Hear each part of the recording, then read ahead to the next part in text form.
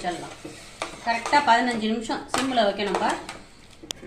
இப்போ நம்ம மூடி போட்டுடலாம்ப்பா குக்கருக்கு.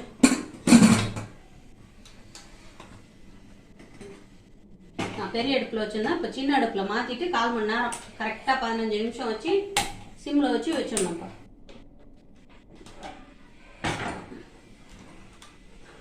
பதினஞ்சு நிமிஷம் வேக வச்சோம் இல்லைங்களா, நிறுத்திட்டு 10 நிமிஷம் பொறுத்து திறக்கிறோம். உடனே திறக்கக்கூடாது. நல்லா பூ போல் வந்து போச்சு. கரெக்டாக தண்ணி வச்சதுனால கரெக்டாக வந்துருக்கு. நல்லா